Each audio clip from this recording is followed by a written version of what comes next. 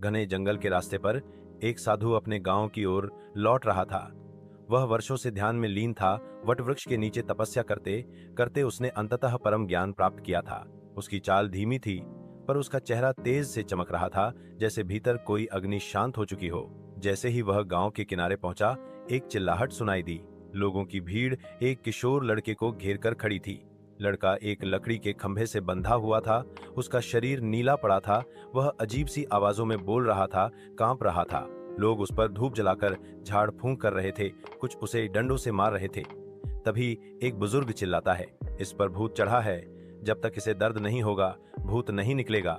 साधु चुपचाप भीड़ में आया और साधु धीरे से, रुक जाओ। लोग चौंक गए, वर्षों बाद उसे देख रहे थे।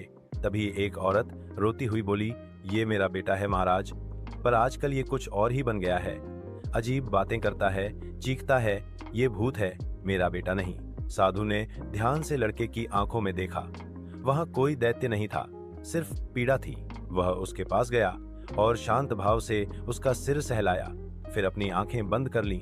चारों ओर गहरी शांति फैल गई। कुछ पल बाद लड़के के मुंह से एक धीमी थरथराती आवाज निकली, लेकिन वो आवाज उसकी नहीं थी।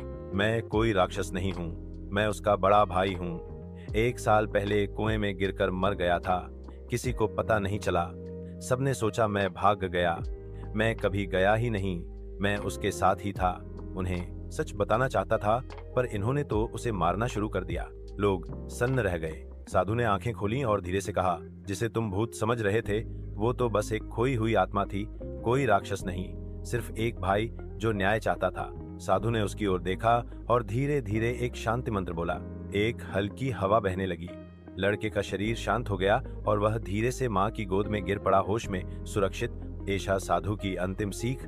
डर के कारण हम कभी कभी निर्दोष को भी मारने लगते हैं, पर दया की आंखों से देखें तो हर आत्मा की पीड़ा समझ में आती है। सत्य को दर्द नहीं, समझ चाहिए, और समझ आती है मौन और प्रेम से।